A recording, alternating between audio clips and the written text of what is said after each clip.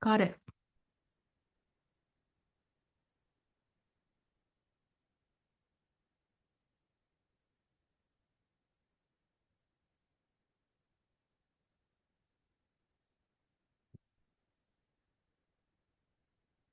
Bonsoir. N'a salué tout le monde qui déjà répond présent. N'a bay reçu un petit temps pour qu'à rejoindre nous, rassembler. Et n'a commencé dans 5 minutes.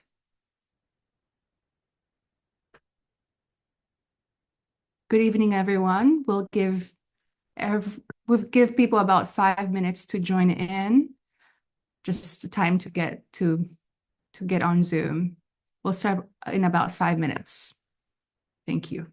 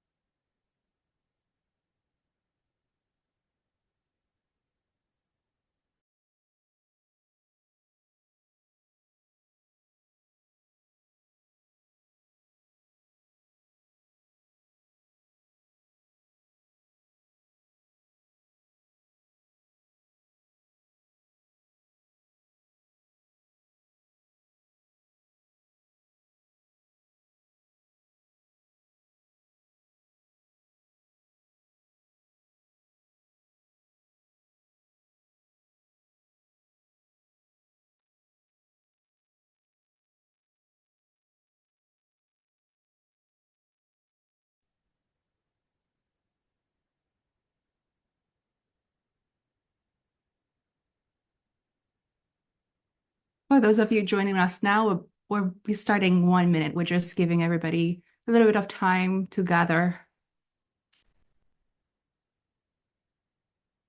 On a commencé à 7h05.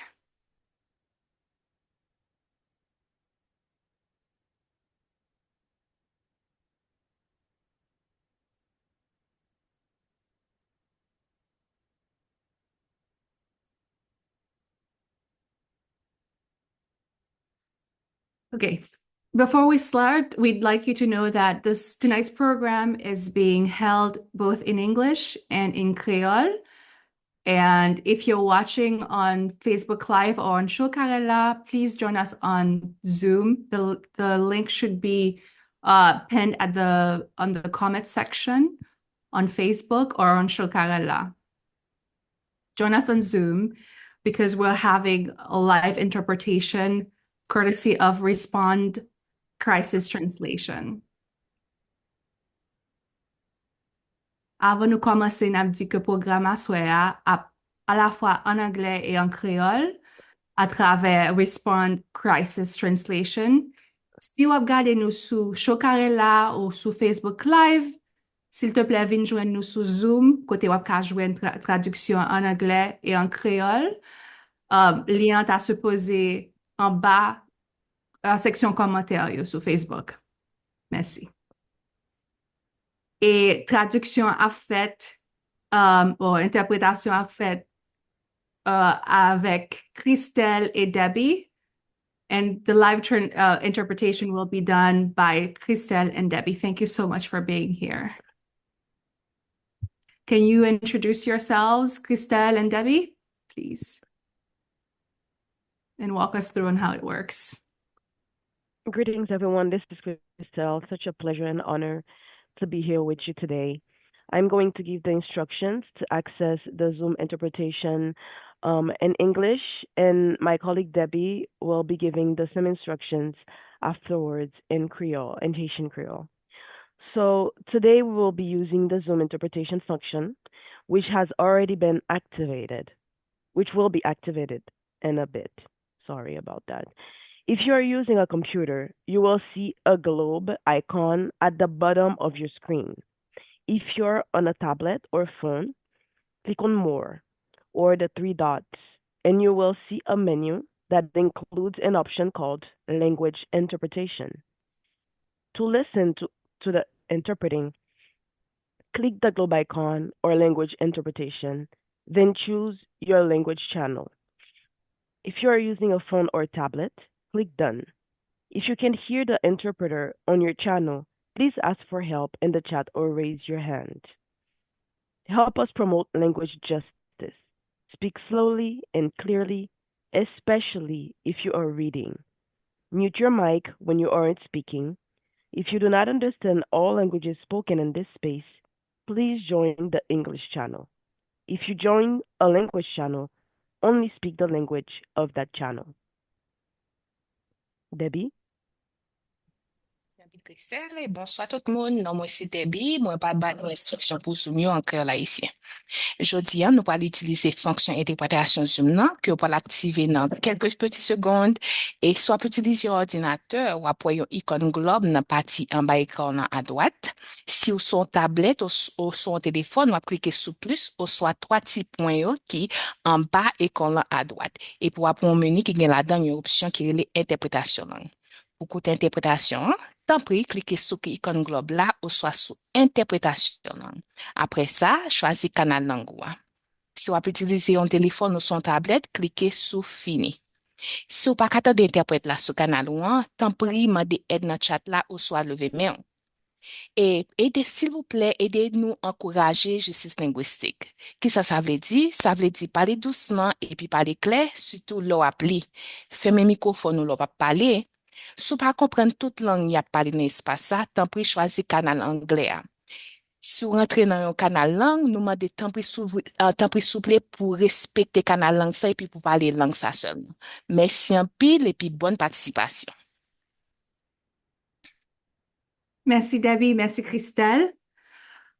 Bonsoir et bienvenue dans... I'm sorry, could you please start the interpreting function so that we can go into the channels? Thank you.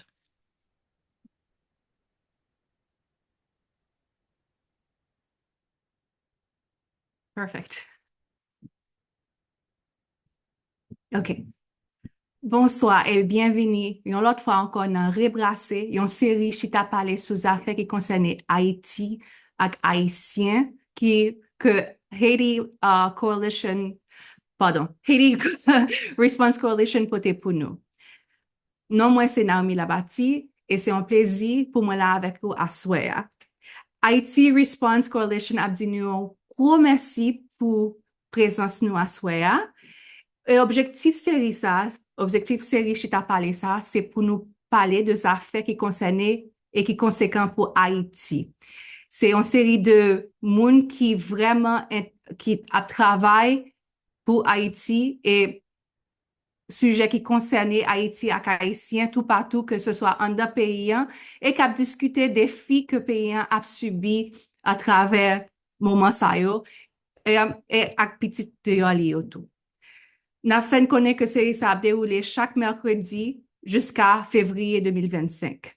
Nous remercier partenaires nous, Haitian American Foundation for Democracy Haitian Bridge Alliance, Roots of Development ak Université des Atlantes qui rend programme ça possible. N'a rappelez-nous si nous gen question, tant pris utiliser section Q&A qui dans Zoom nan et Melinda ak NG ap contrôler Zoom ak Facebook Live là pour si nous gen question pour le cas rive tant des questions nous yo. Dimanche 12 janvier 2025 a fait 15 l'année depuis goudougoudou passé à Haïti et changé surface pays d'une façon profonde. Dans le contexte ça, nous avons deux potoriques invités qui pourraient brasser l'idée à soi sous ça qui a passé en Haïti et qui ça qui fait Haïti rive côté lié aujourd'hui. Jake Johnston, c'est un auteur de livre qui relève Aid State, Elite Panic, Disaster Capitalism and the Battle to Control Haiti. Et avec lui, qui a accompagné, nous avons Velina Charlier de Nous Pas Dormi, un féministe et activiste pour droit moun en Haïti et qui toujours tout partout pour avancer droit moun à droit Haïti. Welcome, bienvenue et merci encore. M'a passé bâton by Velina. Bonne écoute.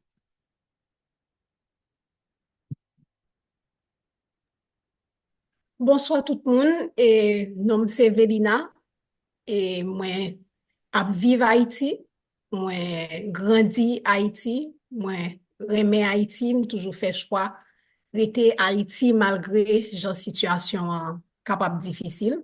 Assoya m'a pas avec Jake. Jake c'est en l'honneur pour me dire que c'est un ami, c'est un monde qui remè Haïti.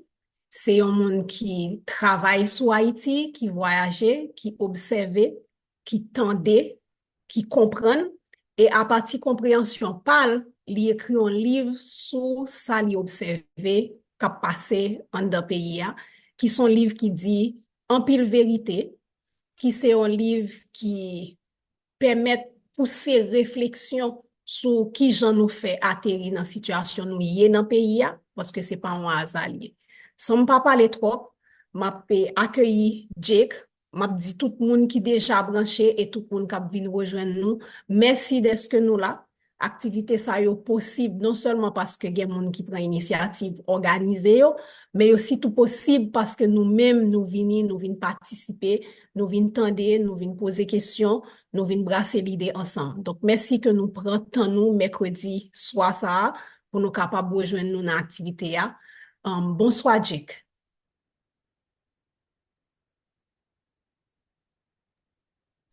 Yeah, good evening, and thank you, Velina. Thank you, the Haiti Response Coalition, and to all the many partners I know who are helping put this on and stream it in Creole and English, which is amazing, and over so many different platforms. So, yeah, really thrilled to be here tonight. And I'm going to start just with a short excerpt from the book before we can jump into a little bit more of a conversation. But really looking forward to it, and yeah, hope we can have a good Q&A at the end also. 200 years after the revolution, and the struggle was incomplete, the resistance ongoing. 30 years after Haiti's first free and fair election, the nation's democracy had ceased to function. 16 years after the arrival of the Blue Helmets, the security forces had been hollowed out from the inside, and the wheels of justice had ground to a halt. 10 years after the earthquake, after donors had spent more than $10 billion, after celebrities and political leaders from across the globe pledged this time would be different, Haiti's public institutions had practically disappeared. So, was Haiti a failed state? Jean Casimir, the Haitian sociologist, has long argued the question is itself flawed. What do we mean by state? For Casimir, the Haitian state is about far more than public institutions. It is also the state of community among Haitians. It is the laku, the malancera, the various ways in which Haitians themselves have survived in spite of constant attacks from the state, capital S. And this broader state hasn't failed.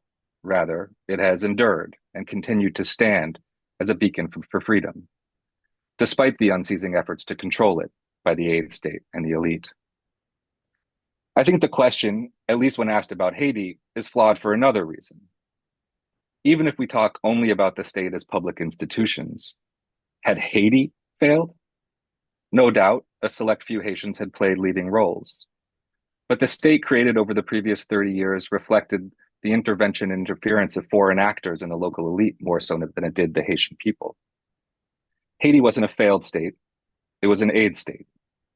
Haiti never even had the opportunity to fail on its own. Of course, the failure of the aid state was an inevitability.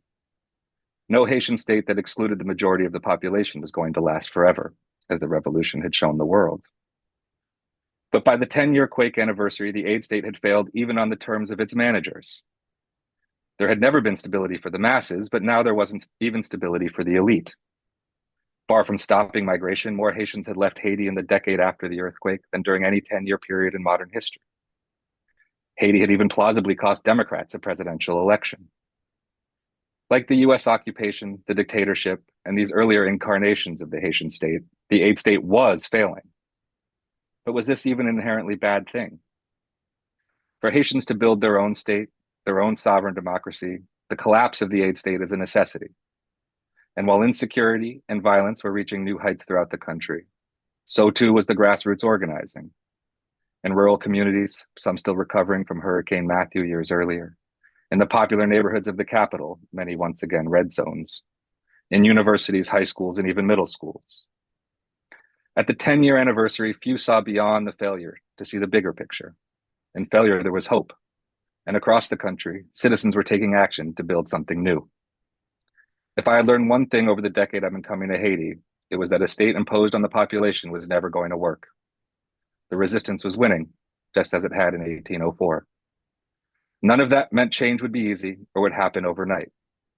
After the collapse of the Duvalier system, it had taken more than 4 years for a legitimate election and the rise of Aristide. Now, the next incarnation was collapsing. And whatever followed it, for better or for worse, would only happen after a long and likely violent struggle.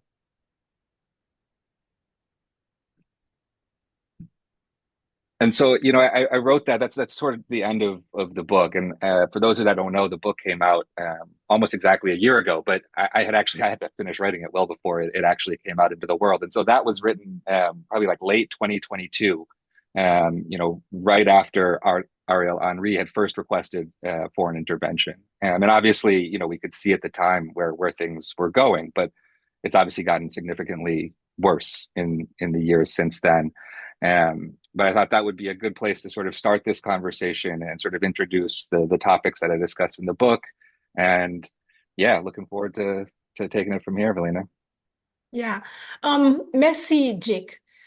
Pense sa ki interesant nan sa ou sot li ya, nan ekstrait liv la ko sot li ya, li montre qu'on gon compréhension de Haïti. Donc, on pense avant même que nous tan ale nan pale précis sak nan extrait ak sak nan liv la, première question c'est ta, pour son écrit liv sa? Ki raison ki poto, ki di, map vin Haïti, map observe sa kap pase, fòm met sa kap pase, sa m senti, sa m kompren sou papi. Pou ki son écrit liv sa?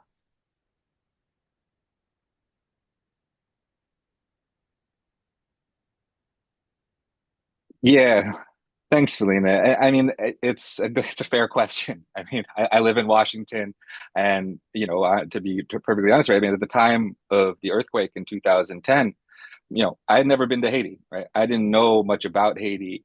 I had colleagues who did, and I worked for this organization in Washington. And what they realized very quickly after the earthquake was that whatever came next was going to have a lot to do with decisions made in Washington, right, where we were, and not just decisions made in Haiti. And so I think, like everyone, we were looking for how to engage, right, how to help in our way. We don't provide services. We're not an aid organization, but what could we do from Washington? And that job fell to me. And the initial job was trying to answer the question, where did the money go? We were talking to a lot of organizations in Haiti, and I recognize a lot of folks from those early conversations on the call tonight, and hearing, right, just about this big disconnect between the sort of narratives, the rhetoric we were hearing in public and in the US media versus what people on the ground were actually saying, right? That billions of dollars, but we haven't seen any of it. money for this, but we need money for that, right? And so what was causing that? Where was this disconnect occurring? And, the reality was that we actually had better access to information in Washington and speaking English than most people in Haiti had, because the documents about the money, the planning meetings about the money, these things were all happening in English and largely from organizations based in Washington. And so that was really the beginning of this now about 15 years, almost exactly 15 years of tracking those aid flows. And what that sort of led me to was really a much deeper understanding of the effects of aid, not just inefficiencies and things like that, but how, after going to Haiti and again and again and again and seeing it over this long period of time, what the long-term effects of this response really were. And, frankly, it was just a story that I didn't see anybody paying much attention to in the US. And, there was so much attention on Haiti after the earthquake. And, with each passing year, that attention faded more and more and more. And yet the story I felt was getting more and more urgent. And so again, there was this total disconnect. And, hopefully the book can start to fill that gap a little bit. Merci, merci un pile, Jake. Na continue sou so ap di, sou koman pat genyen en koneksyon entre sa ka pase Haiti, besoin Haiti te genyen avec ça qui t'a planifié Washington, ça qui t'a planifié dans pays étranger. Nan sa ou sot dit à l'heure, ou pose question pour dire est-ce que Haïti faillit? Et est-ce que son l'État qui faillit? Et ou dit que l'on pose question ça, l'on parler avec sociologue tant que Jean Casimir, li toujours questionné pour le dire qui ça nous entend par pays qui faille, l'État qui faille. Parce que définition ça pays, ça l'État en Haïti, l'on observe Haïti, li ka vle di en pile bagay. Et Jean Casimir parlait de la Pouyo, il parlait de Madame Sarayo, donc de l'économie informelle là, de pays qui continuait à vivre. Tant que si pays sont l'État qui parallèle avec l'État avec grand L là, state avec grand S là. Pas vrai? Donc, ça m'a envie qu'on ait dans observation Pau et dans ça qu'on rapporté dans le livre là, côté que ou même tout, ou vient questionner parce qu'on dit que résistance là a continué. Dans le sens comme si tu as même sous-entendu dans lecture ça, que c'est pas seulement résistance qui a continué, c'est que révolution a continué. Parce que le pour fin by nation, l'État doit bay là.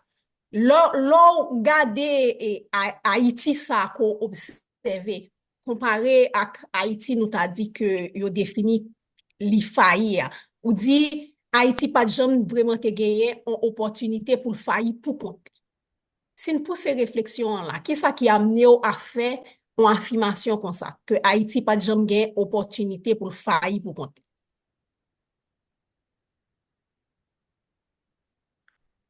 Yeah, it's a good question. And I write from a perspective of Washington, right, really, and the role of the US, right? And so for me, and we, this sort of going back to your first question, why Haiti, why me, right? I mean, for me, I'm not writing a history book about Haiti that Haitians are going to learn their own history from, right? I'm writing about US policy towards Haiti and how it affects Haiti, right? And that is not the entirety of Haiti, of course, right? There is plenty else to go into that much larger equation. But I think in this, specifically with Haiti, and I think this is not unique to Haiti, but I think it is magnified in Haiti. You can't ignore the role of international actors, and it's really, I think, almost difficult to overstate the influence of international actors. And when I say international actors and use these terms, we're talking about the United States, really, right? I mean, we could talk about the UN, other countries, but really, the policy is all being directed, for the most part, by the United States government. And so it's, I think, critical to understand that. One, because I don't think you're going to be able to change things without understanding those power dynamics, right? And the role that international actors play, because they're a key actor that Haitians who are organizing are going to have to confront in their own efforts to change the dynamic.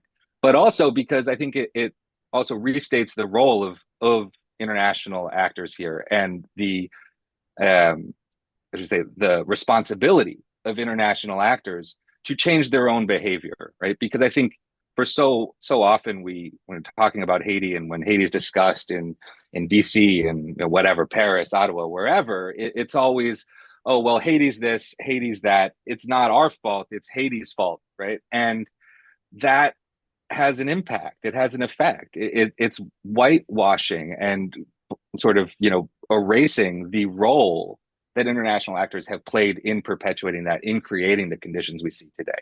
And that's not just theoretical, right? So what I talk about a lot in the book, the role of the sort of post-quake response. And I think people think about wasted money, money going to big contractors, big salaries, things like that. Okay, we wasted money. But that's not the only answer of where the money went. The money also went directly for political things. And we could see the role of aid, for example, in the 2010 and 2011 election, that electoral process, which occurred right after the earthquake and was greatly influenced by the broader relief efforts. But you can't honestly look at that electoral process, certainly in hindsight, and say Haitians chose a new leader in the aftermath of the earthquake. They didn't. And a new leader was imposed upon Haitians through a process where participation was less than 20%, where millions of people were disenfranchised and didn't have the ability, let alone, the actual documentation or legal sort of ability to vote. And yet a result was given, right? And so that's what we mean by this isn't all Haitians failing. This is also international actors failing and contributing to that state failure.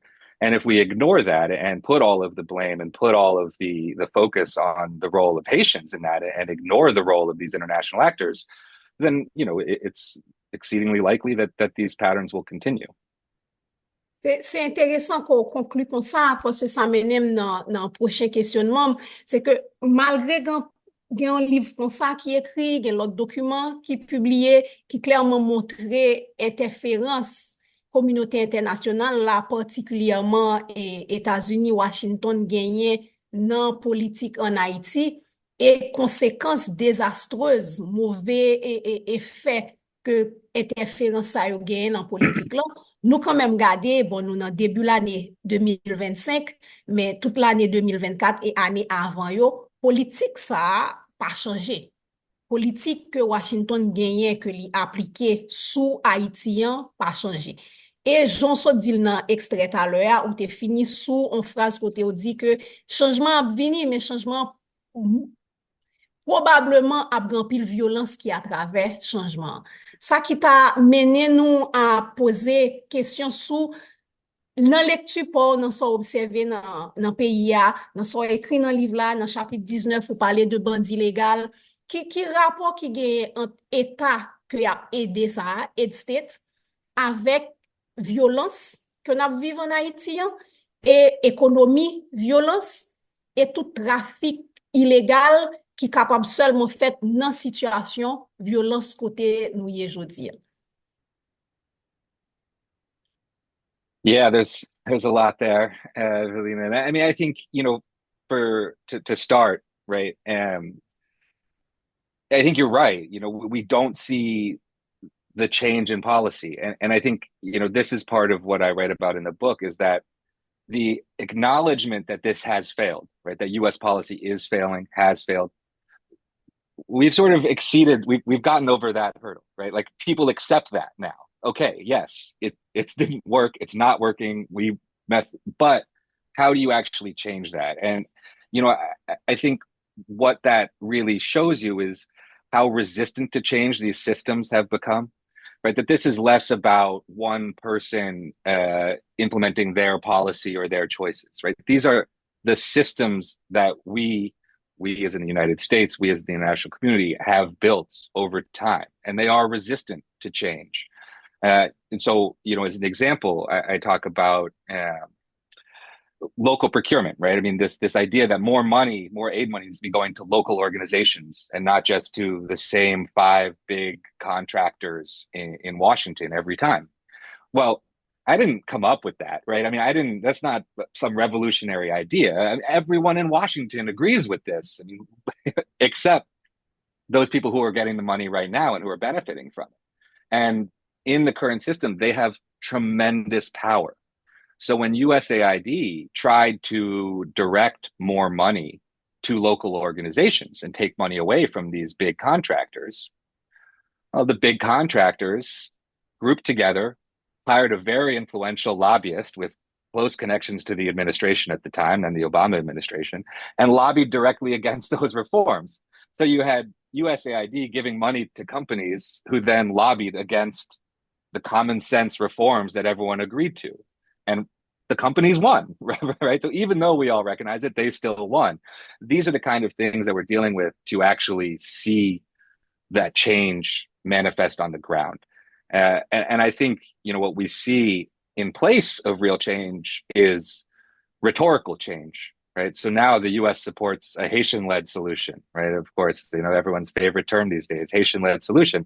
I remember a conversation in Washington. This was with Henri, was the prime minister, right? And of course, like, yeah, he's Haitian. And I had a US official directly say, well, is this not a Haitian-led solution? Ariel Henry's Haitian.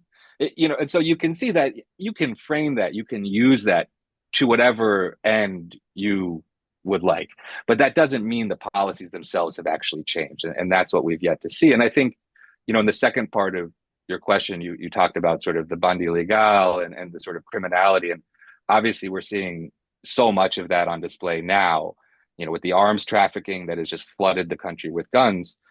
Those are all coming from the United States, right? The pervasive role of drug trafficking in Haiti, which is sort of, rarely talked about, but everyone acknowledges and knows in Haiti the role that it actually plays in politics and the economy. Why haven't these things changed? It's not dissimilar to that story with the aid industry, right? There are people that benefit from this, both in Haiti and abroad, and those interests have proven to be exceedingly strong at preventing the kind of change that I think most people, whether they be American or Haitian, recognize needs to take place. Et si nous continuons dans le livre là, en fait, lecture livre là est très difficile dans le sens que c'est son miroir de qui genre corruption endémique en Haïti, c'est un miroir de qui genre impunité endémique en Haïti, pas vrai? Ça qui a mené à faire un parallèle dans temps qu'on y a, alors commencer travail sous le livre là finalement sorti, te gagné tout gros mouvement reddition compte sous Petro-Caribé ou parler sous qui Jean l'argent gaspillé après tremblement de terre dans livre là, ou parler donc dans tout l'argent gaspillé ça yo. Bien entendu, il y a l'argent Petro-Caribé qui gaspillé. Et ça vient amener à poser question, et ça vraiment, c'est perspectives, ou c'est pas nécessairement un bagage qui est dans le livre là, parce que les plus récent. Sous efficacité, sanction, n'a toujours décidé de politique que a appliqué pour Haïti ou gagner communauté internationale là, que ce soit États-Unis, que ce soit Nations Unies, qui décidait bon qu'on y a pour servir à sanction, et puis il servi à sanction presque tant coup, et si moun wap di m'pa bon suret encore. Pas vrai? Donc, m'te vle gen perspective ou, par rapport à jodi en 2025, côté sanction bay, impunité est toujours encore plus grave que Jean Takaye en Haïti. Et qui sont l'autre écrit livre là, côté observé, qui jodi après sanction, montrer que vraiment pas gagné un changement. Plus n'a avancé, c'est plus n'a entré dans le trou.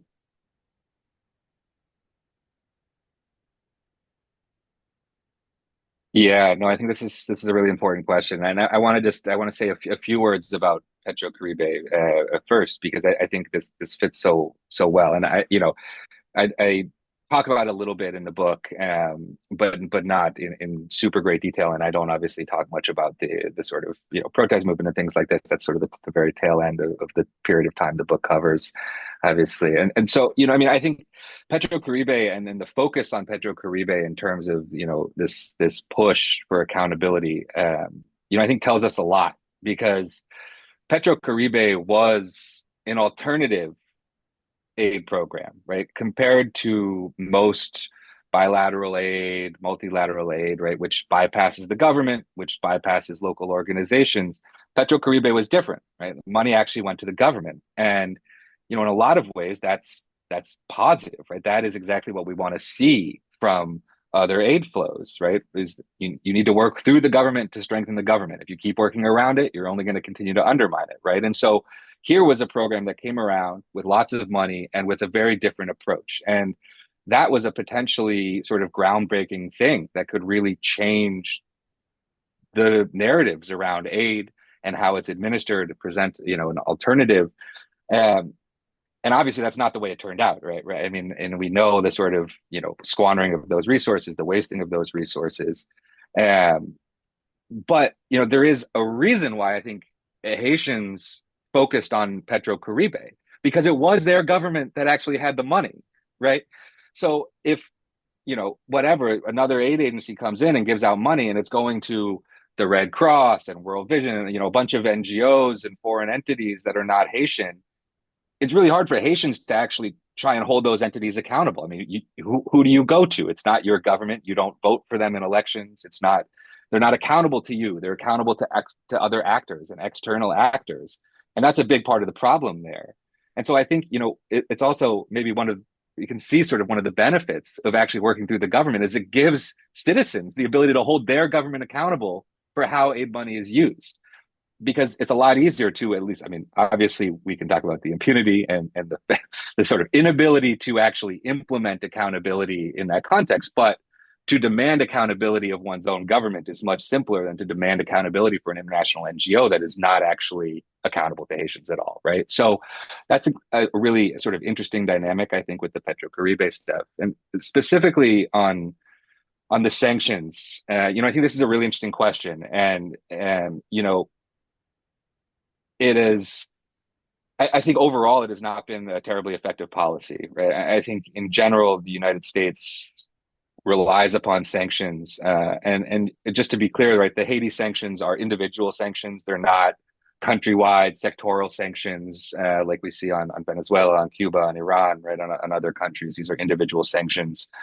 So the sort of wider negative humanitarian impact of them is less than that, right?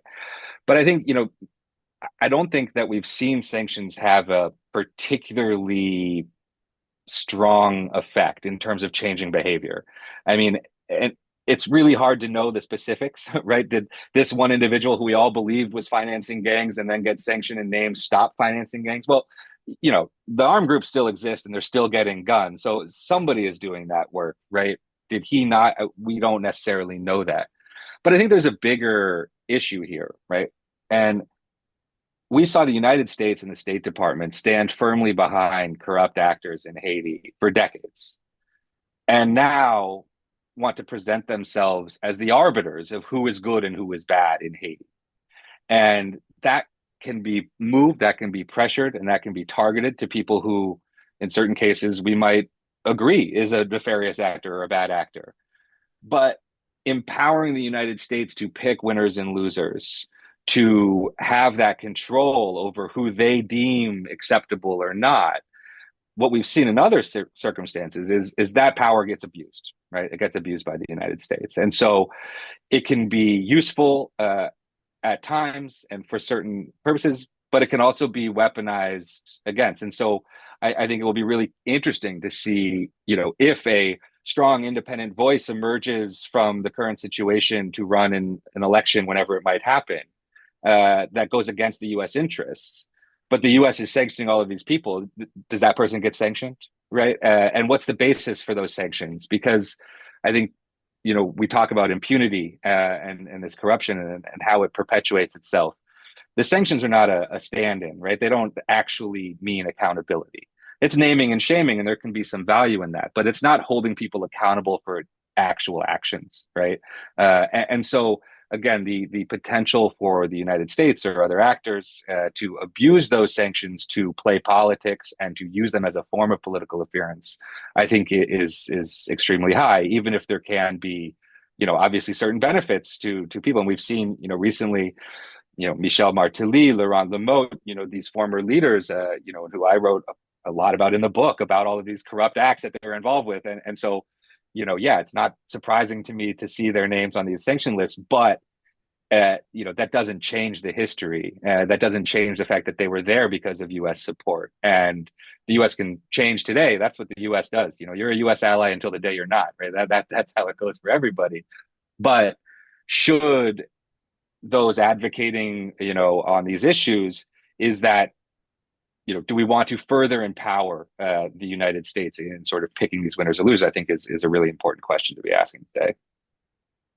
En parlant de interférence et gouvernement, particulièrement gouvernement américain, dans les affaires politiques en Haïti, n'a toujours été en 2025. De plus en plus, il y a une conversation qui a fait sous transformer mission qui gagne aujourd'hui à Haïti et MSS là, avec Kenya, transformer le temps en mission la paix. Dans le livre là, quand même, livre là, passé dans un moment côté te gagné casque bleu en Haïti. D'ailleurs, dans un petit extrait au tout à l'heure, ou parler brièvement de ça. Et dans chapitre 26, si mémoire bon, je te mettais une petite note dans le livre là. Chapitre 26, moi, mes titres en pile. Titre là, relé The Apology. Ça veut dire, demander pardon.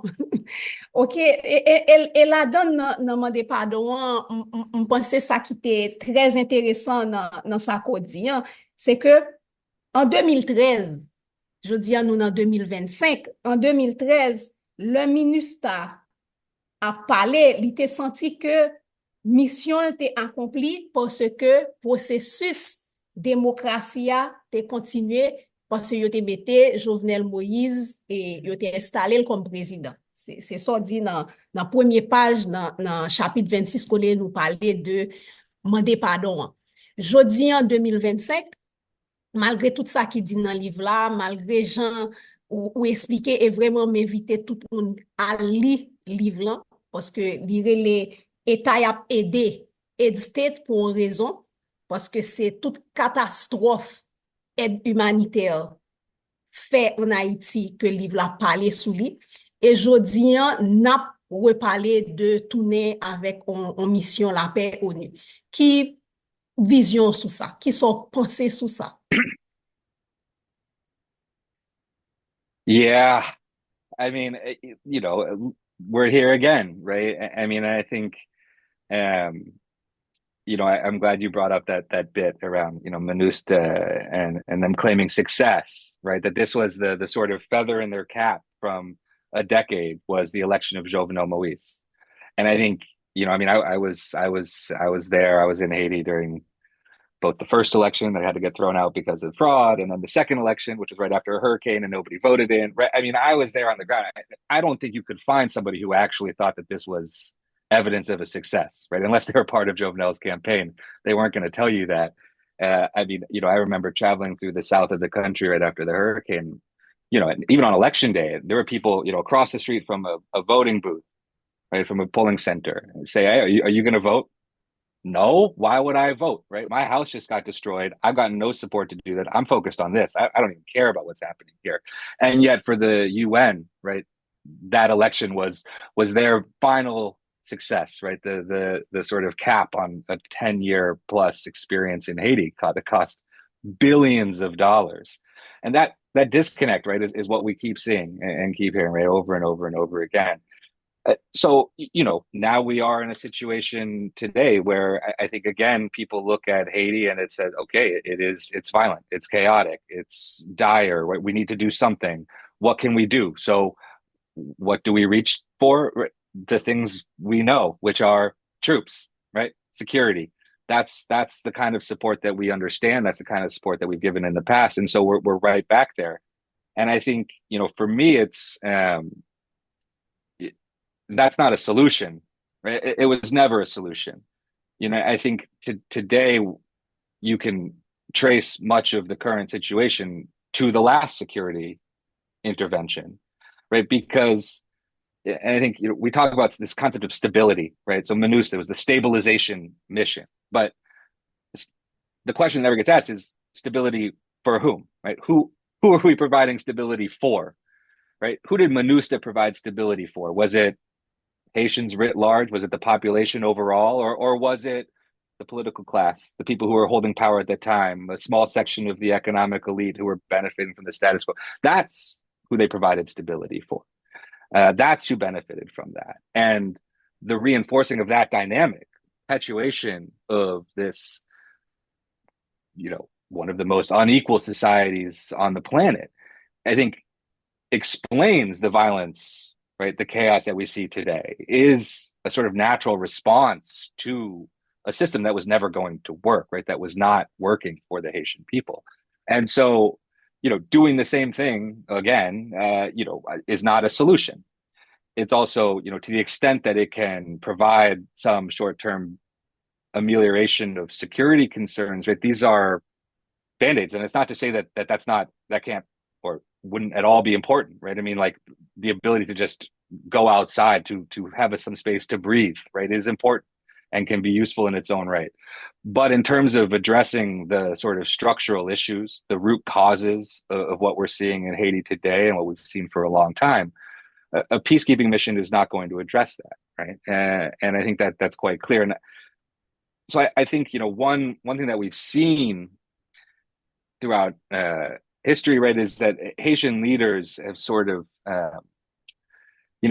they've adapted to their reality or their perceived reality, which is that the US and the international community is the most important constituency, right? So they're trying to appeal to international actors for their support to keep them in power, and not the Haitian people who should be the arbiters of who is actually in control of the country and who is exercising political power. And that involves both sides, right? That's not just about US policy, international actors. That's also about Haitian leaders and Haitians and how they respond to these and how they can wield that power, right? Or change those dynamics from their current position. But unless that happens, right, then I think what's most likely to occur with more peacekeeping efforts, more money for security, is that it will be used how it was in previous interventions, which was basically to protect the status quo, to protect those in power now, and actually sort of serve more as an excuse not to implement the changes, the reforms that are necessary to actually address the population's concerns. Because when you have foreign security support, you don't need to do that to keep power, right? You have the security in place. And I think that dynamic explains a lot of what we've seen, right? So you had MINUSTAH left. Okay, so then you had the Haitian police. This was what was supposed to emerge from this intervention, the stronger Haitian police that could provide security. But the Haitian police had been really drastically politicized and hampered from all sorts of different reasons. And so it couldn't provide that stability for the status quo that MINUSTAH had. And so as it faded away, you saw the political enemy funding armed groups, right, as the stand-in, because without some force, maintaining that status quo was impossible, right? Maintaining their positions of power was impossible. And so you saw it sort of go from international troops, local armed groups, right? Then the armed groups turn on you, right? They get more powerful and say, hey, why are we listening to you? We can do our own thing. And you say, okay, now we need to start at the beginning and get the foreign troops back, right? And so, okay, we can go through that cycle any number of times, but is that a solution, right? Is that actually a path that's going to change the trajectory of where Haiti is headed? I don't think so. Et c'est intéressant qu'on dit ça parce que li amène nous à rappeler tout le monde yon caractéristique que Haïti gagne, que en pile fois le monde dit le fort et yo gade un petit jan mal parce que yo pas vle ou mette mot qui du sur une réalité qui du, mais Haïti en réalité son pays qui n'a apporté et son apporté social et économique qui établi et envie tourner dans même cycle là pour aller rechercher étranger pour venir mettre sécurité, premier monde qui allait vers solution ça et c'est pas peuple haïtien. Peuple haïtien, l'op gade nouvelles, l'op tande nouvelles, l'op gade qui gens yo réagi face à violence terrible y a fait face à lui-même. Non, yo allé dans extrême jusqu'à bois calé. Mais m'pa quoi j'aime ouais peuple haïtien dans la rue a fait manifestation après les en moué mener MINUSTAH tourner par exemple. Par contre, toujours classe politique là, toujours mafia économique là, premier bagay que yo rele, c'est mes amis al chercher sécurité en l'autre côté, menen vini. Parce que c'est gagner un statu quo et gagner une façon pays à organiser que à tout prix depuis 1804, faut que yo kembel comme ça. M'a passé dans quelques questions moun yo te posé qui sous chat là et puis après ça m'a fini son petit phrase livre là que je pense qui est vraiment important pour nous parler de lui. Alors, gen moun qui posait question qui demandait qui objectif vous pensez tête calé gagner avec activité lobbying yo dans Washington et est-ce qu'on peut expliquer qui genre ça a fonctionné? Yeah, I think it's critically important, right? Because I think if there's one thing Haitian political actors understand is the importance of Washington, right? And they all spend the money and the time and the resources to try and influence things in Washington, right? And it's not just tètchaje, it's not just the people in power, it's business connections, right? It runs the gamut. And I mean, I think really those objectives are going to change always a little bit, right? I mean, not everything is going to be exactly the same, but for the most part, right, what is the intention of those lobbying activities is to convince Washington that you are the right partner, right? That you are the trustworthy person that the US can work with and can implement an agenda, right, and can get things done for them in Haiti. That is the basic pitch that people are making in Washington, right? Is I'll be your good ally, right? I'll be your friend, and I can do this, and I've got support, and so I can do it, right? And then I want to add this into this because I think it's a really critical thing in terms of how this works, and it shows you how this is again. It's just like it's grown this system of influence and the sort of formal and informal, right? Because there is a whole range of people who are basically selling Washington support, right? Or access to Washington. Haitians predominantly, right? Who say, I'm the one who has the connection here, so listen to me, right? And you can see this on full display in the assassination in 2021, right? Where just about everybody involved in that assassination was convinced or says they were convinced that the US was supporting them, right?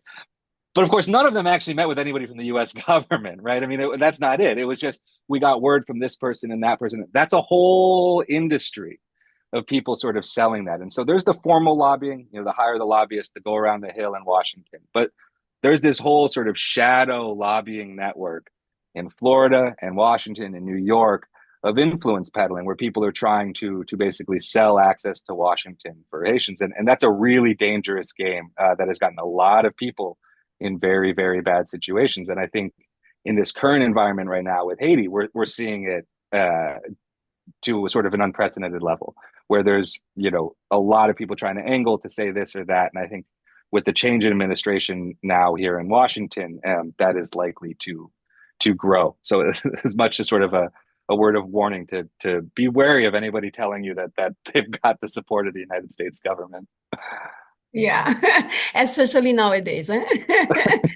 Yeah. Mwen se so diyan interesant, te gon lota bagay ki pase kon sa tou, coup d'état Tiboua, kote yo te arrêté en pile moun, et c'était avant assassinat, yo te arrêté en pile moun, et au final, c'était yon gren moun qui te nan prison, qui t'a orchestré tout bagay là pour dire que li représentait ambassadeur américain et ambassadeur américain dit demain matin c'est où la mette président et puis moun yo a font complot pour te essayer faire.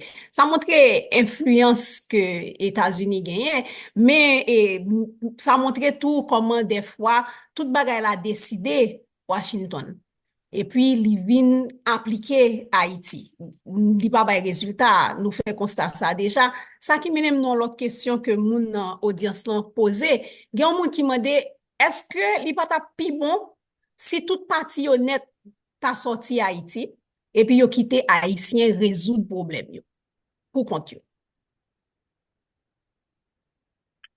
Yeah, this is a question I get all the time. Obviously, I am extremely critical of U.S. policy, of foreign aid, and so the natural thing is, okay, so do you support cutting all foreign aid, right? Total isolation policy. And, I don't think that's the answer. And that's not to say that there couldn't be some positives from certain actors totally withdrawing from Haiti, but that, for me, right, the vision is not that there's no role for external actors or outside actors to stand in solidarity with Haitians fighting for positive change, right? I mean, I have a global worldview. I mean, I want to stand in solidarity with people all over the world who are fighting for positive change. So the isolation is not the answer, but I think it's more the changes need to happen on that side, on our side, and less on the Haiti side, right? Like, okay, I mean, Haitians can change. That's up to Haiti, but for those trying to help, for those trying to engage in Haiti with Haitians, how to go about it? Is it better just to say, no, we can't do anything, or to try a different way? And I mean, I think there are positive examples. There are external actors and outside actors who have found a way to truly support Haitians in their own fights and in their own endeavors, right? And that work is possible. It's harder. It takes more work to do, but it's possible. And so I certainly don't want to paint an overly broad brush by saying, everybody who's trying to do foreign assistance is evil or doing bad, right? That's not the case, and that's not the case at all. And so I think it's more about what changes need to be made so that support is actually effective in achieving the outcomes that you want to see. Merci de ce qu'on dit ça, c'est vraiment intéressant parce que en pile fois, nous très critiques sous aide internationale ou bien sous Kembe on l'État nan assistana, moun ka pense ko vle di non, tout moun vire de nous quitte Haïti fait ça l'a fait. Pourtant, j'en so dit à l'heure, grand pile bon exemple de travail qui fait, mais travail yo fait dans respect, yo fait dans l'esprit solidarité et yo fait avec moun qui vient coûter qui ça haïtien besoin. J'en dis il prend plus temps parce que il prend temps pour apprendre qu'on pays pour apprendre qu'à tendre ça moun yo vle et pour qu'apprendre qu'à travailler avec yo sortir en bas arriver en haut pour joindre bon résultat. Gon moun qui m'a des questions et questions yo aller yon avec l'autre ça qui quand même intéressant. Il m'a dit qui t'a intérêt principal pour États-Unis continuer à aider Haïti alors que tout le monde connaît que aide la pas marché ou bien parfois il fait situation en vin pi mal. Est-ce que c'est parce que Américain vraiment généreux ou bien est-ce que bon l'autre raison derrière et envie aider ça? Yeah, I think the first thing I think we have to understand about foreign assistance in general is that it is not primarily about helping other countries. It is primarily about U.S. interests. And, say for aid from the European Union is primarily about the EU's interests, right? This is not unique to the United States. Countries pursue their own interests, right? I mean, that's the policies that they do. This isn't a conspiracy. It's not, some big secret. You could go onto USAID's website and it'll tell you that it is designed and there to promote U.S. economic interest and U.S. foreign policy objectives. That's what it says on its website, right? So this is not, I'm not putting on my tinfoil hat here, right? It's all there. And so I think, it's really important to sort of stop and understand what that means, right? And so, our food aid policies have decimated local agriculture in Haiti and contributed to migration, which ostensibly is the thing that the US cares most about. So why do we keep doing that? Well, because there are also agricultural interests that have a big, interest in continuing to get subsidies for their goods and send them to other countries and open up new markets. Right. So there are different interests, things. I think people sort of think about the US government as a monolithic entity with one interest or, that can focus like this. And it's not really how it works. There's a lot of different agencies. There's a lot of different interests. They're often competing with one another. They're often fighting with one another. And so you can get this sort of schizophrenic policy and be like, this makes no sense. Why is the US freaking out about migration and then pursuing policies that only contribute to more migration? This makes no sense. Well, you're right. It does make no sense. But there are reasons why those policies continue. And so I think, that is a big part of it, is that even if they're not effective in terms of delivering results for Haiti, they are largely effective for other things, largely US interests and sectoral interests, right? I'm not talking about like overall US interest or American interest, right? What are just, I think there's a huge interest in a stable Haiti, right, for the US. But these little interest groups that capture certain parts of the policy space and perpetuate those things, those policies that end up cutting against what, I would consider sort of broader US interests. And the other fact, I think I just want to touch on this because migration is obviously such an important issue for the United States.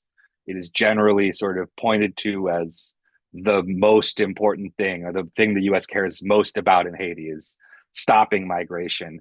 And I have a slightly different take on this, which is that it's not stopping migration, it's stopping domestic political blowback from migration. And so what I mean by that is that the US actually requires some migration out of Haiti because the economy is basically exists because of remittances.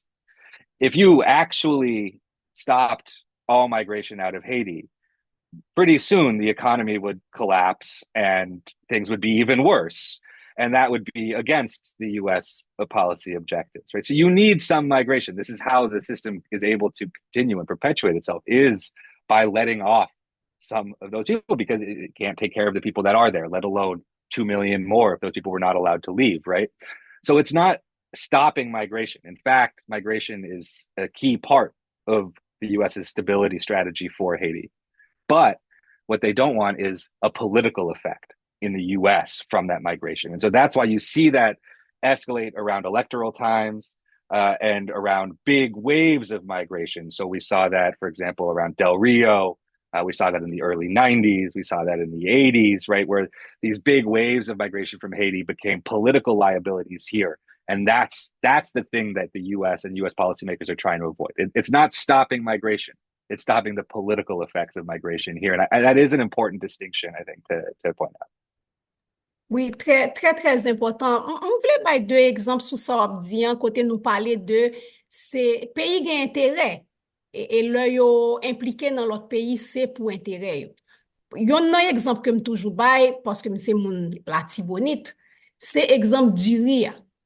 Haïti, jodi an si mémoire bon, n'a corrigé si moi fait erreur. Haïti, c'est quand même troisième pays qui achetait plus du riz dans la Floride.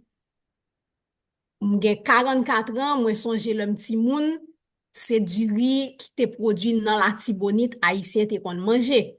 Te même gen préjugé sous du riz qui sorti Miami. Jodi c'est l'inverse. Du riz Miami tellement envahi Haïti à travers politique Bill Clinton, on l'autre fois encore yo te ba nou en apology. Yo te demandé pardon parce que Bill Clinton te fait on belle petite vidéo côté il crier pour demander pardon parce qu'il t'écrasé du riz haïtien, mais un fait est que du riz américain établi dans le pays et il servi intérêt agriculteurs américains dans cause du riz. Sous immigration, on voulait faire pour ça à tout. Le politique immigration Biden nan vin rive ça que haïtien relé communément programme Biden, mais c'est humanitarian power là. Ça nous même nous vivre comme résultat programme ça en Haïti, c'est que c'est vos pays à vider. Programme nan terre long programme humanitaire, mais pour nous même dans Haïti, c'est pas moun qui pi nan besoin yo qui bénéficier programme nan nécessairement. C'est moun cerveau yo te capi utile pays d'Haïti. C'est tout niveau dans entreprise privée, c'est tout niveau directeur, tout niveau manager, c'est yo même qui aller avant, moun qui des fois gagne un diplôme et licence, un diplôme maîtrise, des fois même doctorat. Donc, il y a des conséquences. Li bon pour les États-Unis parce que li ba yo main-d'œuvre qualifiée à bon marché. Li très mauvais pour Haïti parce que à chaque fois c'est recommencer pour remplacer cerveau ça yo dans construit pays. Donc nous devons ajouter aspect ça yo parce que nous trouvé c'était vraiment intéressant que Jake te manié sous deux points ça yo. Nous avons l'autre question que nous prenons qui dit comme ça, pour qui ça, plus fort dans officiel State Department américain qui a créé politique envers Haïti, pour qui ça est aussi incompétent et aussi inadapté.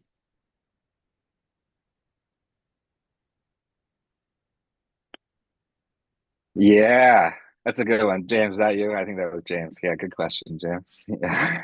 I mean, I don't want to be too harsh. I mean, yeah, sure, inept, naive. I mean, I think we could use a lot of words to describe U.S. policy in Haiti, but I actually I had an experience. I'll answer this through a sort of an anecdote here. And I was in a meeting. Occasionally, U.S. government people do actually ask me for my thoughts on things, and I was in a meeting with not a lot of U.S. government officials who focus on Haiti, and myself and a few other people were sort of giving a briefing about our analysis of the situation, and I mean, it's a very similar analysis that we've been talking about here, basically. And somebody who was there, raised their hand and said, hey, I really appreciate this. I never think about the bigger picture, right?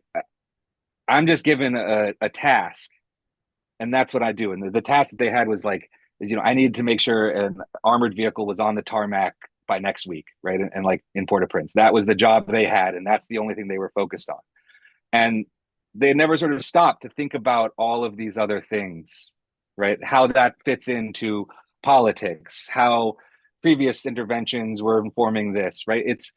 And I think that's how the U.S. government works, right? I mean, it's policy may be set up here, or have some conversation, but the individuals who are actually implementing it, it's very disparate. It's split up. It's individuals are making very discrete choices and activities, and they're not thinking about the picture, and that's by design, right? This is, in fact, right, in the U.S. Foreign Service, you can't serve in one country for longer than a couple of years. It's because they don't want you to get attached to a country. They don't want you to actually know the country that well, right? And that's a problem, right? I mean, like, I get it. We can understand that. But in terms of actually understanding a place, understanding how your actions, what the effects of your actions are, what the sort of unforeseen or expected effects can be, you need to really understand a place. You need to be thinking about these bigger picture items at the same time as you're doing discrete, smaller tasks. And I think the reality is that in the U.S. government, that's not how it's designed. And it's not designed like that for a reason. And that's what produces really bad outcomes most of the time. But it's rarely the individuals who are in a position to be able to do much different. Yeah, merci un pile Jake. Bon, c'est l'État américain, c'est comme ça le construit quelque part tout. Comme on qui dit en tant qu'un chercheur et un citoyen américain, on connaît des fois gen bon, des fois gen mauvais côté dans interférence politique américaine dans affaires Haïti, dans affaires politiques en Haïti.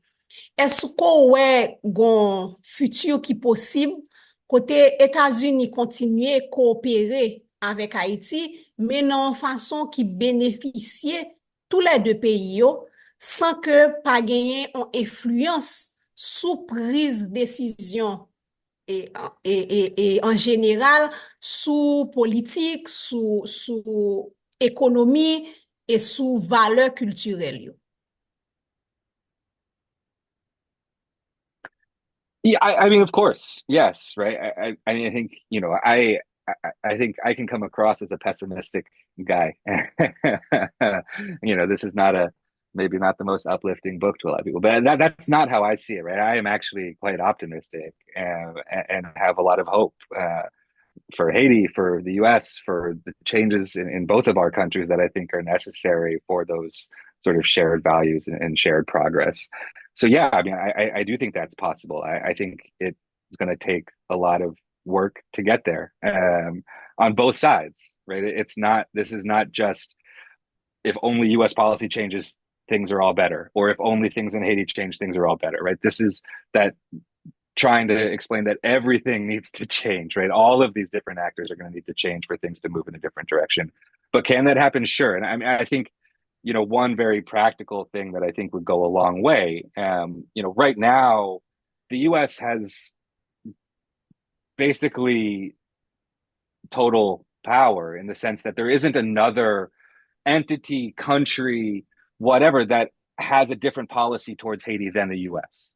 So even countries that traditionally are sort of at odds with the US on any number of other foreign policy or issues in their own countries, talking in particular in many cases around the left in Latin America, have largely gone along with US policy towards Haiti. Right. And so what that has done is really limit the space that is available to Haiti, because if some external assistance is necessary and in a resource deprived place, like there is some degree of support, technical, financial, whatever, that can be helpful. But if the only thing being offered is from one powerful actor, it gives Haiti very little leverage in that bargaining, right, in that negotiation. They're sort of forced to accept what is given as opposed to negotiating from a position of strength. That hasn't always been the case, and I think there is the possibility to change that dynamic. I think even we're seeing maybe a little bit of that with Colombia taking more of an interest, and from a very different perspective than the U.S., explicitly sort of against a security intervention and trying to have different sort of conversations. If that could lead to some of the Latin American left sort of having a different stance towards Haiti, acting as sort of some balancing factor for Haiti's foreign policy, I think that could go a long way. China is another example, right? I mean, how can Haiti make new alliances and new friends to give it greater strength and greater leverage over the friends that it is forced to interact with? So, I mean, I think the relationship between Haiti and the U.S. is not going to end. It's not going to disappear. There are strong ties, the diaspora, for, I mean, any number of reasons, historical, et cetera. That's going to exist. But it can change, right? That relationship can change. I think it is going to change. I think it's inevitable that it will change. It's a matter of the timing. Merci, Jake. Nap vire nan liv la encore, parce que là nous ap travail sur ti conversation ça, m'te recevoir des notes de différents amis. Et ça t'est vraiment frappé que on passage dans livre là qui t'est marqué aux amis tout. Donc, je trouve que c'est intéressant pour nous parler de lui. Je pense que le temps intéressant peut-être pour nous bailler moun qui pas nécessairement lire livre là perspective ou t'as parlé sur Richard Moss, conversation fait avec Richard Moss qu'on relatait à partir de page 295 dans le livre là particulièrement, et surtout sous dernière phrase ça que Richard finit avec lui, côté que il dit qui j'ont fait connaître que révolution a continué toujours à Haïti. C'est que li kachita sous galerie là et puis li ouais l'en met toujours. Moi c'est ça t'as intéressant pour faire un petit parler sur ça.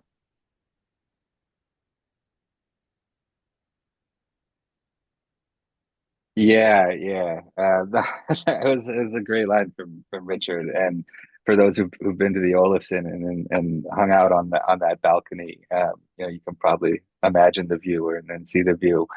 And it is beautiful, right? But you're not actually right on the water at all, right? I mean, you're quite a ways from the water, but you have that perfect view. And I think there is this sort of tension in Port-au-Prince, right? It's a very different dynamic than what you see in a lot of places, especially in the Caribbean and elsewhere, right? Where the sort of beachfront properties, right? It's these big high-rise hotels and it's the sort of touristy area. And that's not the case in Port-au-Prince, right? It's all of the sort of, right? It's the slums, it's the impoverished neighborhoods, it's the popular neighborhoods that are sort of lining the coast and surrounded by industrial manufacturing, right? And the warehouses and the ports that are all owned by the elite. And so I think that geography of Port-au-Prince helps us understand the power dynamics in Port-au-Prince and also that ongoing fight, right? I mean, I think so much of this connects to that. I mean, and it's hard not to sort of go down that road without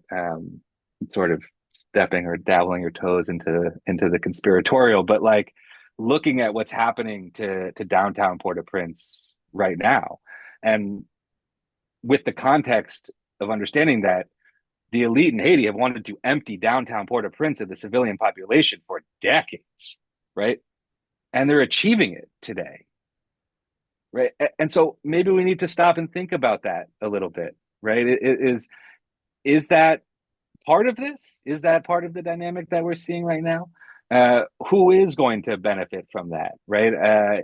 Even if they weren't the cause of it, they're certainly going to be trying to take advantage of it, right? And so those power games, those dynamics, I think are really important, not only in explaining sort of how Haiti got to the current situation, but also understanding where things might go from here, right? Is that tension that still exists, and that I think is in many ways, explains a lot of what we're seeing today. Yeah, it is the apartheid. There are Yeah, many and that's exactly what that's exactly what Richard said, right? I mean, yes. that's, and that's what I mean when I say the status quo, right? That this is unsustainable, that this can't continue. It because that is unsustainable, because you can't have an apartheid state and expect it to succeed unless you brutally repress the population, right? Through one form or another, through foreign intervention, through foreign security forces, through your domestic security forces, through armed gangs, right? Whatever it may be, you need to control that population through force if you want to perpetuate an apartheid system. And if you can't, then it's going to collapse, because there's no way a population is going to accept that. And I think, really that is, I sort of was looking in that excerpt where we started, right? Is I think, in a lot of ways, the sort of collapse of the aid state, right? The collapse of this system is not in and of itself the problem, right? In the sense that it is a process of transition that Haiti is going through. And in many ways, it's a necessary process of transition. And that's not to say that this is good or right or justified. I mean, like, the daily reality that people have to live through is obviously an abomination and has to stop, right? But thinking about that in terms of a long-term transition to a new form of governance, and I think the reason why that is a violent process is because people will fight to their death to protect what they had and to prevent that change from taking place. And so, that's not the only dynamic right now. That's not the only thing that's happening, but I think it is certainly a key part of what is driving the violence of today. Yeah. Loli aid state gen un paquet constat qu'on fait. Ou fait constat corruption, ou fait constat impunité, ou fait constat gaspillage l'argent citoyen. Parce que le pays tant qu'aux États-Unis a mette un paquet cob en Haïti, à la fin des fins, c'est l'argent citoyen américain qui a rentré en Haïti, qui pas réglé rien, qui a dilapidé, qui a gagoté, mais c'est l'argent citoyen américain. C'est l'argent ça qui a venu en l'autre pays, et c'est l'argent ça qui a venu mettre des ordres dans le pays. Ça, c'est constat qu'on fait.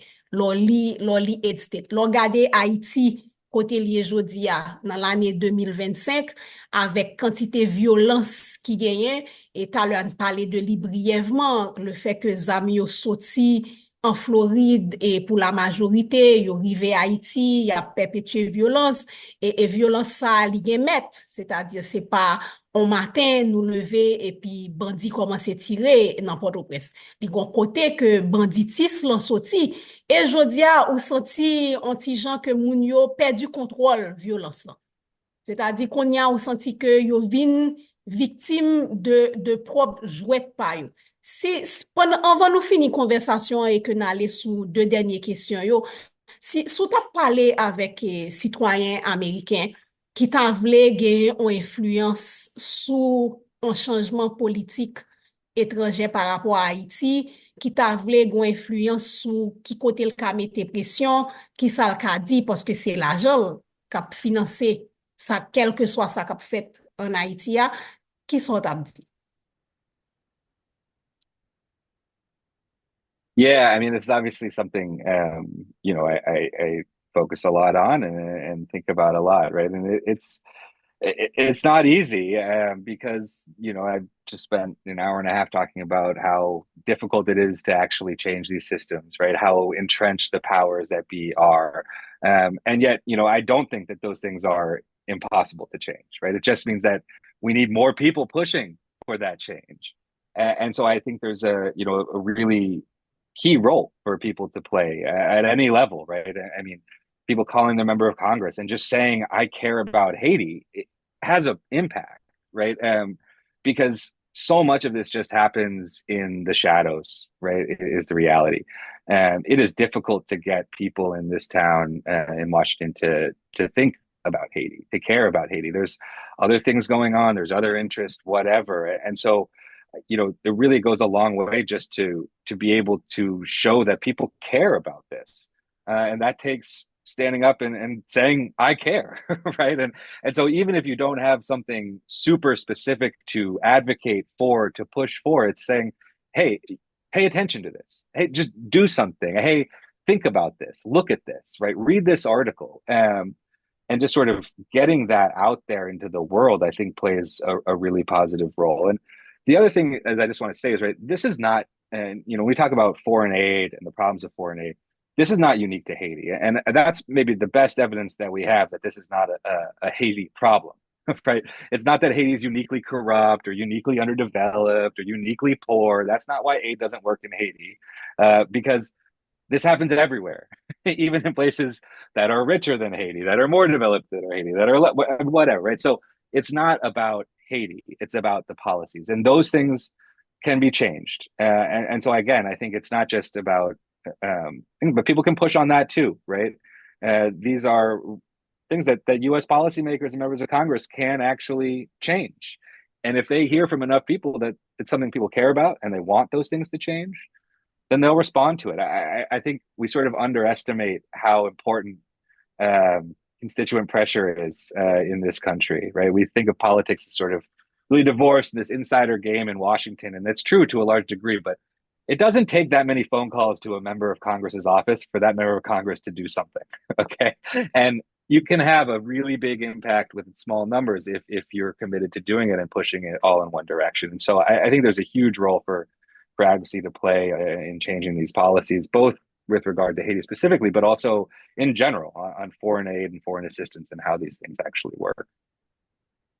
M'pense nou pa ka fini konversasyon pou nou genyon la, pou nou pa profite e pose kesyon sou m'konon Washington, m'konon travay Washington, gen gros chanjman kap fet Washington, et ne serait-ce que changement présidentiel là, et son énorme changement de parti a son lot pi gros changement toujours, et puis de façon générale, on grand remontée de extrême droite, de racisme, de moun qui ouvertement a parlé de politique et raciste. Qui sont pensés ça capable impliquer pour Haïti? Yeah, I mean, to be perfectly honest, I think to a certain extent, we have no idea because who knows what is coming and what is going to happen, right? And maybe that's the case always, but I think especially right now, I mean, the sort of ideological incoherency and sort of just disparate actors and interests that are present in the incoming administration that look like they will be present in the incoming administration means guessing which one of those interests and individuals might win out on any particular issue is a guess, right? I think the most clear impact is going to be on the Haitian diaspora, right? Obviously, and through the, as you mentioned, the sort of xenophobic, racist immigration policies that we've seen, and then sort of this really ugly turn in U.S. politics around these issues. It's a little inappropriate to even say turn. This has been part of U.S. politics for a long, long time, and even very directly on Haiti. So it's not entirely something new, but we've seen that before, and I think that's obviously going to be really impactful. I mean, not just for Haitians living here in the United States, but also that does have an impact in Haiti as well, right? As you know, and deportations have continued under the Biden administration, record numbers. They're continuing from the Dominican Republic. The numbers are absolutely jaw-dropping. The numbers being deported from the Dominican Republic, 275,000 last year. That's 750 people a day. That's insane, right? And that puts stress on Haiti. That's going to have an impact on Haiti. So those policies, though they are sort of most acutely affecting people maybe here in this country or elsewhere, that will have an effect on Haiti. Talking earlier about remittances as well, right? I mean, over 20% of GDP is coming from remittances. Last year was a record in terms of remittances. How will that get affected by that? In terms of actual policy, right, towards Haiti and U.S. foreign policy, I think that's where it's anybody's guess, right? I don't think that it is inherently going to be worse, right? I mean, we were just talking about how policy wasn't changing under the Biden administration, how they were implementing the exact same policies that had led to the failure and repeating those same mistakes. Is there more room for pushback on that? Is there room for dissent? Is there room for change? Potentially, right? I think the reality is that U.S. policy to Haiti has been largely bipartisan for a long, long time. And so it hasn't changed much, Democrat or Republican, because they're largely pursuing the same policies. I think the biggest change is that you are far more likely to see members of Congress, in particular, push back on US government policies going forward. And we saw that under the last Trump administration. You had more than 100 members of Congress sign a letter about corruption and the Petrocaribe scandal. You mentioned La Saline and the massacres that were taking place and calling for accountability. You had over 100 members of Congress signing on to letters, about Haiti under the first Trump administration. Now, as soon as the Democrat came into office, the policy didn't change, but it was 5 members of Congress signing those letters, right? And because they don't want to criticize their own party, that's the reality, right? It's politics. And so I think there is an extent to which having Trump in the White House will mobilize Democrats to actually care about some of these issues that they should be caring about and don't when it's their team in power. And, that's not a great dynamic, but I think it will be interesting to see sort of how that plays out. And if we can get some actual attention, from the U.S. government and from members of Congress on the situation in Haiti moving forward. Merci Jake. Tout à l'heure, faut me montrer mon yo mes livres là. Oh, background me blur. OK, mais mes livres là, acheter l'île, l'important. Merci. Merci. Acheter l'île, débattre sous l'île, rencontrer entre nous, parler sous l'île, ça quand nous donne très intéressant, lui permet de commencer des conversations très intéressantes sur Haïti. Jake, est-ce qu'on a l'autre livre à écrire? Qu'on y a sur Haïti toujours? Another book, no, a few pieces in the works. But also just want to say that it is a long process and it's not imminent, but we are in the process of getting the book translated into Creole, and we'll have that and distribute that totally free as soon as it is ready, and we'll keep everyone updated about that too. Merci en pile pour ça. M'vle qu'on finisse sur une question que yon moun te posé dans l'audience là que me pense que très intéressant qui ka aider nous et faire mes conversations et sur une bonne note. Situation nous la donne qu'on y a Haïti. Qui quand on pense la privée, est-ce que ou même dans perspective pas ouais et ti grain l'espoir pour Haïti? I do. I do. And I think, it's perhaps increasingly difficult to, right?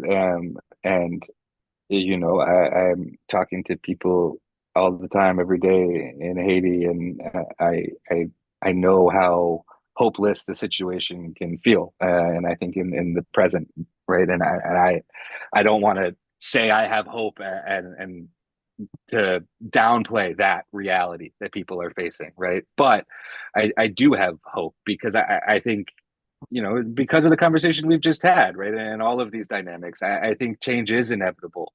I think there's no way that this could last forever, right? I think it's sort of both true that people underestimate how much worse things can get and also underestimate how quickly things can change for the better.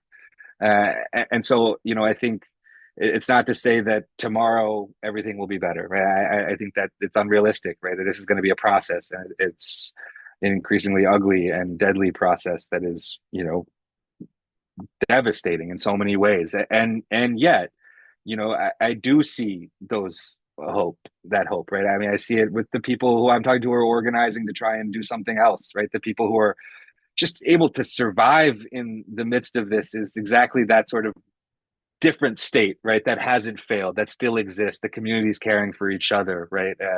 Taking people in. You're hearing those stories too, maybe less so, but I think, if you're in Haiti, you're hearing those stories. And I think we all can do more to try and uplift those stories right now. There is plenty of hopeful stories amidst everything else that we're reading, and we don't always see that, but I think it's definitely there. It doesn't mean that those forces of hope are going to win tomorrow, but I have no doubt that they will eventually prevail.